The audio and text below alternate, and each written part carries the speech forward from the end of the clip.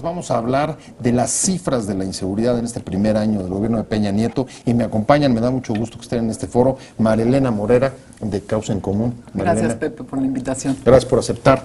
Y está con nosotros Francisco Rivas, que es el director del Observatorio Nacional Ciudadano. Muchas gracias, Pepe. Francisco, gracias por venir, que será la primera, pero no la última. Habrá seguramente muchas más visitas.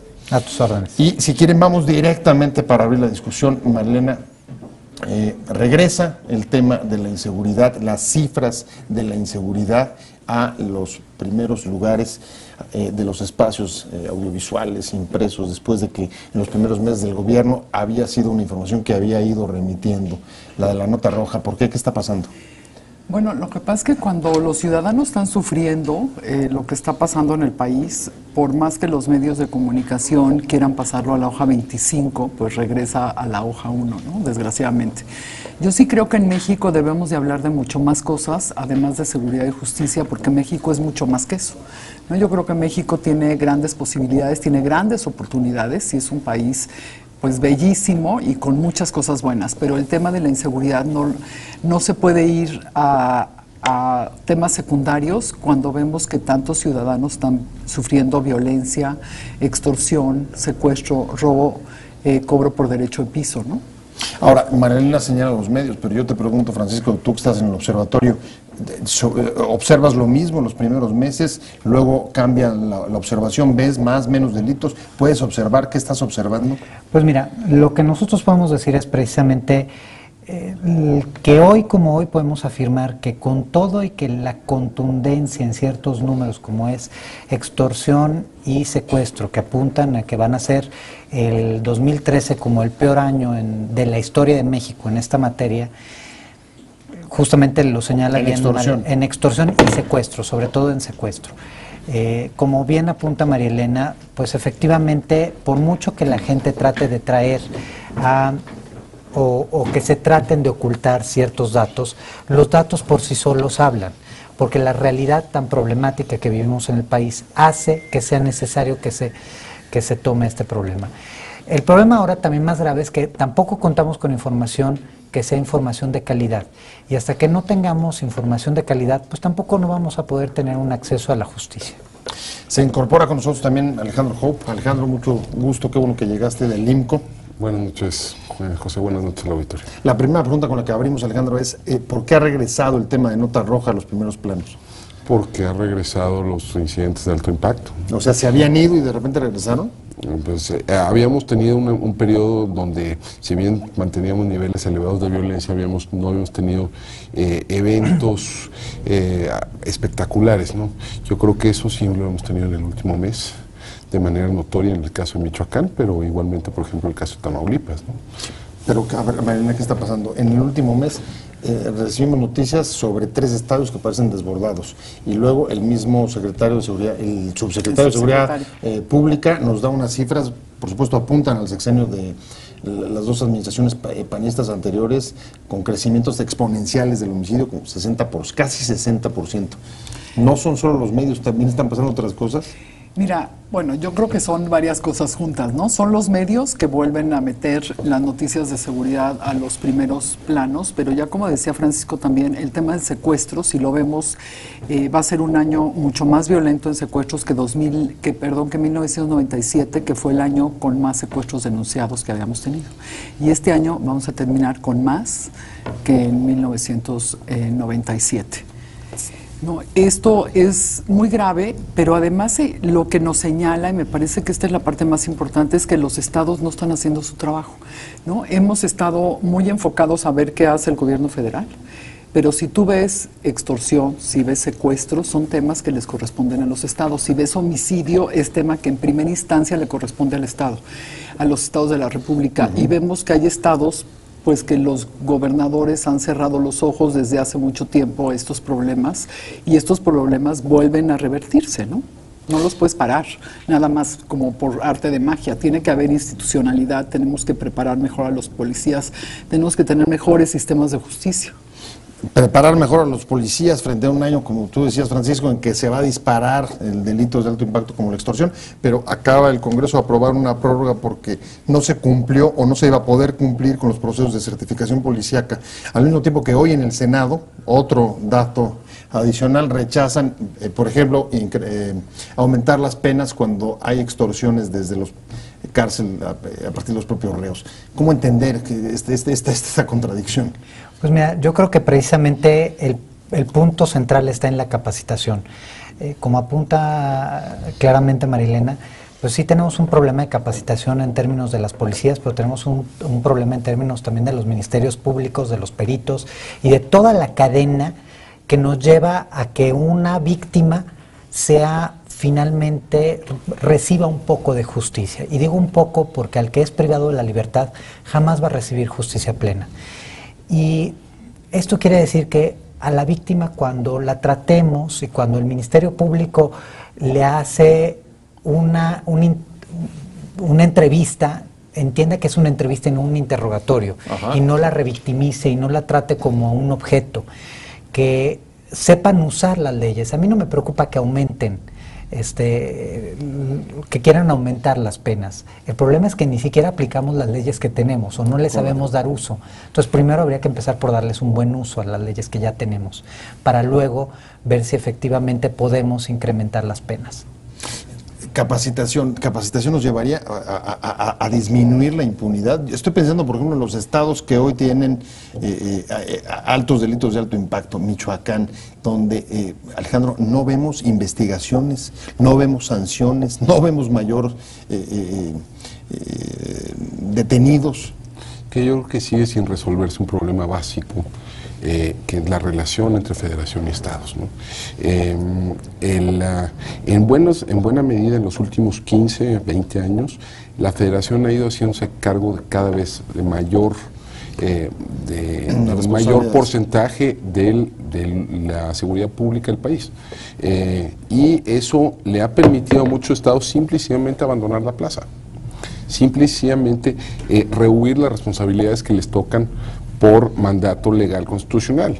Yo creo que estamos atrapados en un impasse, ¿no? En el cual el gobierno federal, ante un vacío en el espacio local, el gobierno federal interviene con operativos amplios e ilimitados, pero el problema que eso genera es que eso le quita todavía más incentivos a los gobiernos estatales para transformar sus propias instituciones y hacerse cargo de su propia seguridad. Yo creo que resolver esa dinámica es uno de los ejes, es una de las claves para el futuro. Y yo creo que es uno de los pasivos importantes de este año, ¿no? Que no se ha resuelto ese problema. Ahora, ese problema que señala Alejandro, Marilena, al mismo tiempo sale el gobernador de Michoacán y lo que dice es: aquí no queremos más policías ni queremos más presencia militar, lo que necesitamos es más recursos, inteligencia y capacitación. Explícame. Yo creo que ¿coincidirías con Alejandro, con el gobernador de Michoacán? No, o sea, yo coincido, o con quién? No, yo coincido con Alejandro plenamente. O sea, los estados tienen que tener capacidades y en el momento que está entrando la federación sin un acuerdo previo, ¿no? Y no nada más es Michoacán, es Veracruz, es Guerrero, por ejemplo, ¿no? Donde no hay un acuerdo previo de, ok, va a entrar la federación, van a entrar los militares, la Policía Federal, los marinos, pero con la condición de que ustedes tienen que preparar a su policía y vamos a checar en 6 meses que llevan preparado y en un año que llevan preparado para que una vez que puedan salir los federales, entren los locales a tomar el lugar. Lo que está sucediendo es que se ha hecho muy cómodo, como ya bien señala Alejandro, que entra la federación y entonces los locales dicen que buena onda, yo ya no tengo nada que hacer, ¿no? Lo vimos, por ejemplo, en Veracruz, que estuvimos Alejandro y yo por ahí hace unos meses, que estaban muy contentos porque estaban los marinos, ¿no? Y entonces decían, pues no importa, nosotros le seguimos pagando a los marinos y qué importa, ¿no? Entonces así no vamos a generar capacidades. O sea, tendría que haber un planteamiento abierto de la intervención es temporal, va a durar tanto tiempo y no simplemente va a quedar el ejército, la marina, claro, hasta que sea necesario. Y sujeta a condicionalidad. Exactamente. O sea, es decir, tiene que ser con límites temporales y sujeto a condiciones de transformación institucional. Porque realmente, hay estados como Tamaulipas que para todo fin práctico es un protectorado de la federación. O sea, la noción de que es un estado libre y soberano es una ficción completa, ¿no? O Michoacán. O sea, en el fondo hay un tratamiento de menores de edad. Es lo que estamos diciendo. Y además, donde los menores de edad están contentos de ese tratamiento. Claro. ¿No? Sobre todo en eso. O sea, en otras en otras cosas, ahí- pero en este Pero tema... quieren recursos, ¿no? Sí. Eso sí quieren. Sí. Ahora, yo agregaría a esto que efectivamente esta administración ha sido muy clara en decir que ahora sí hay coordinación. Eso te iba a decir. El justamente. problema es que pues la coordinación no la hay ni siquiera dentro de las mismas instituciones. Hay una máxima de quien hace inteligencia que es patea la inteligencia que no es tuya. Y cuando hablas en corto con las autoridades locales o federales, descubrimos que ellos mismos no comparten la información. Entonces, a mí sí, esa es la parte que también diría. Sí necesitamos capacitación, sí necesitamos inteligencia de verdad, que sea una inteligencia compartida. Necesitamos involucramiento de la sociedad civil, porque también este es un tema en el cual también la sociedad civil y el sector empresarial, el sector productivo, tiene una corresponsabilidad. Tenemos que generar algo diferente.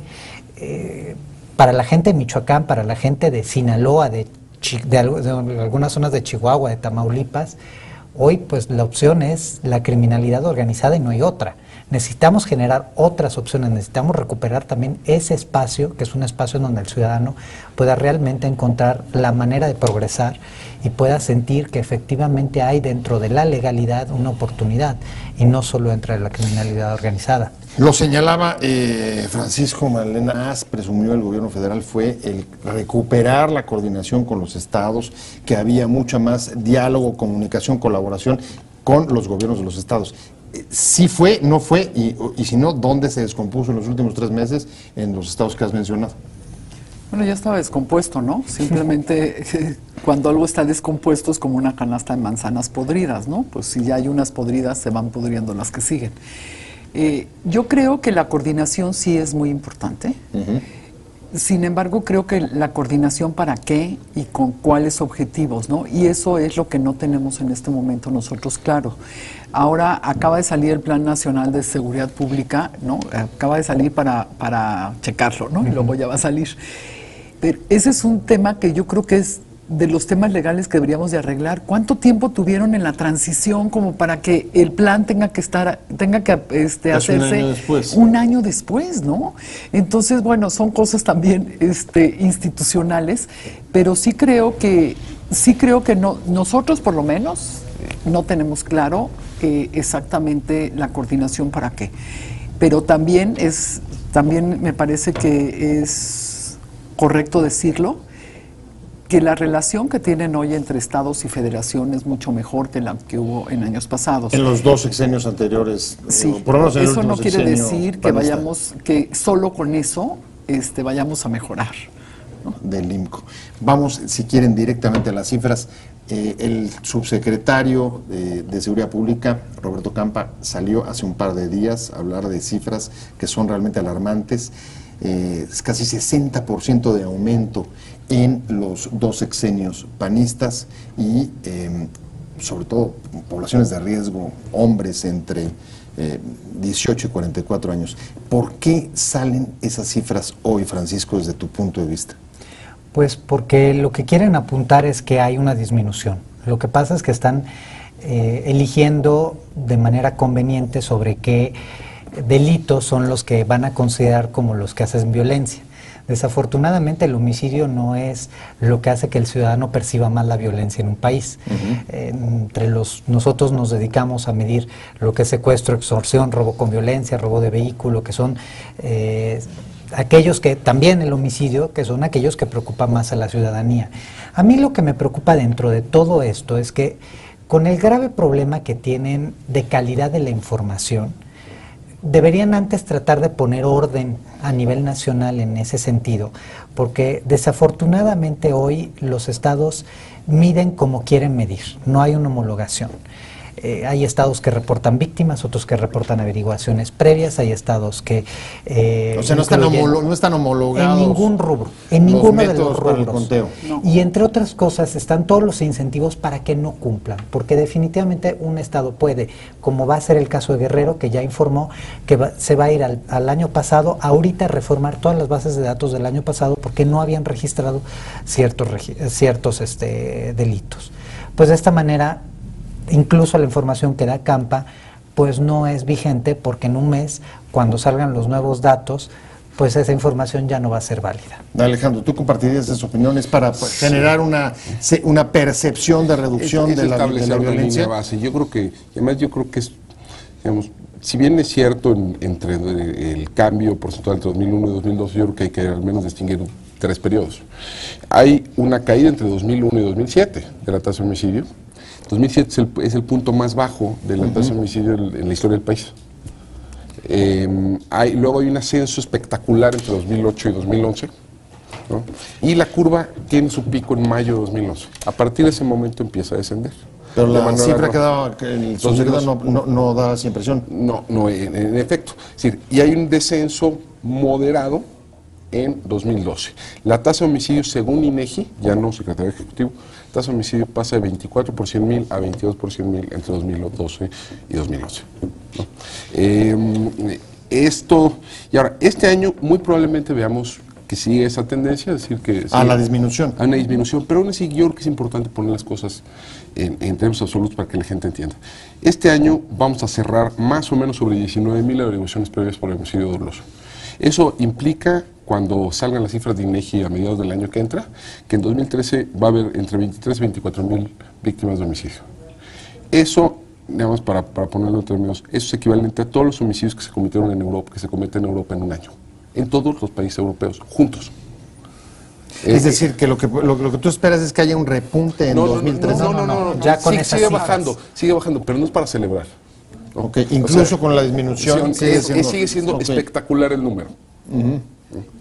Es decir, estamos hablando de veras de un número que es equivalente al de todos los demás países de la OCDE, juntos. A ver, Malena, lo que estoy tratando de entender de lo que están planteando ellos es, como no puede haber una reducción dramática de los homicidios, hay que manejar la percepción. ¿Tú estarías de acuerdo con eso? No, yo creo que como no puede haber una baja dramática de los homicidios, hay que entenderlo así, que las bajas de los homicidios no son dramáticas. Entonces yo creo que lo que deben de explicar a la población es, primero, que ya como aquí se decía, que el homicidio no es el único punto en el que la población se basa en percepción para pensar que hay mayor o menor inseguridad.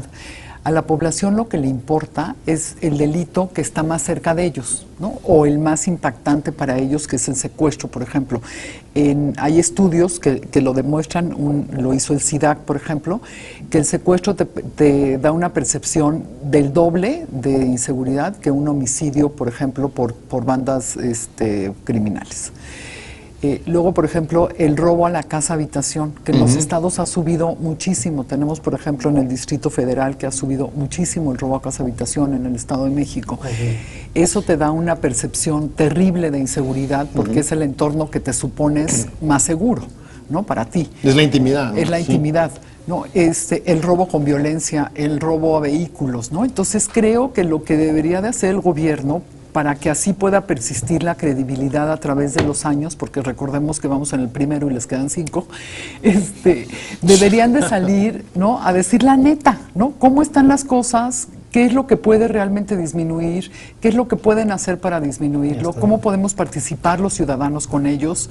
¿No? Porque si nada más estamos pensando en que nos van a estar dando la cifra de que sí, el homicidio va a la baja, pues sí, ¿no? Y el delito que te afecta a ti y a mí de todos los días, ¿no? Entonces sí creo que deben de explicar mejor las cosas y que deben de involucrar mucho más a los estados, no solamente coordinándose y no solamente diciendo que ahora sí ya no los exhiben, ¿no? Ni se pelean. Qué bueno que no se peleen, porque eso es buenísimo para los ciudadanos, ¿no? Que las autoridades no estén en pique. Pero me parece que lo más importante es que exijamos todos que cada quien haga su parte que le toca. Si hablamos de alto impacto, Francisco, está la extorsión. No lo mencionó Malena en este momento, pero ese es el otro que, el cobro por que derecho desborda, ¿no? Mira, a ver, y ahí, ¿qué tienen que hacer los empresarios? Tú los mencionabas, la sociedad, porque finalmente hay cierta forma, si no de complicidad, por lo menos de aceptación.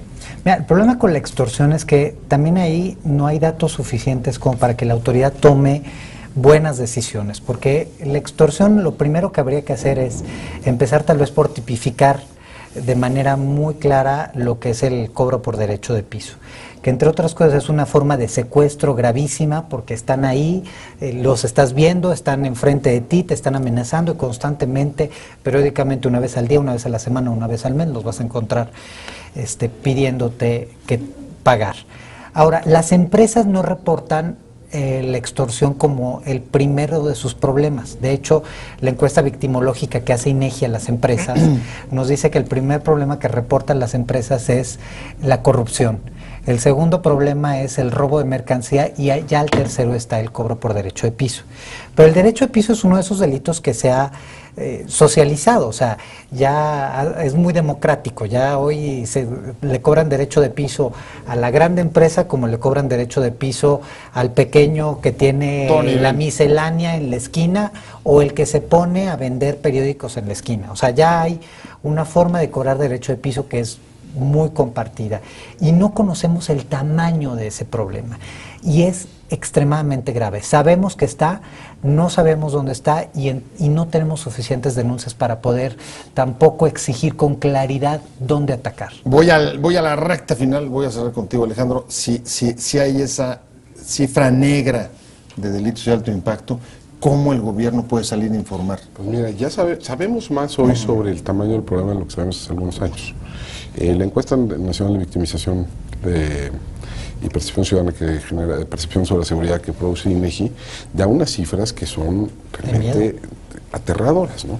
A ver, sobre el caso de la extorsión, lo que dice el ENVIPE es que hubo 7 millones de intentos de extorsión en el país. De ese total, según las cifras de INEGI, aproximadamente el 8%, es decir, poco más de 500,000 de casos fueron presenciales. No telefónico, no extorsión telefónica, fueron presenciales, fue cara a cara. Y además, también lo que dice la encuesta es que en al menos uno de cada 12 casos de intentos de extorsión, la víctima pagó. Estamos hablando de más de 500,000 de mexicanos que pagaron a sus extorsionadores. O sea, ¿habría elementos para poder informar? Sí hay elementos para informar, pero yo creo que esto nos debe de dar un sentido de urgencia que yo no percibo. Realmente no percibo en las autoridades. Se nos está yendo el tiempo. Les agradezco mucho a los tres que hayan estado, Marilena Morera, Francisco Rivas, Alejandro Houck, y sobre todo a usted. Vamos a seguir con este tema, por supuesto. Gracias por habernos acompañado en Opiniones Encontradas.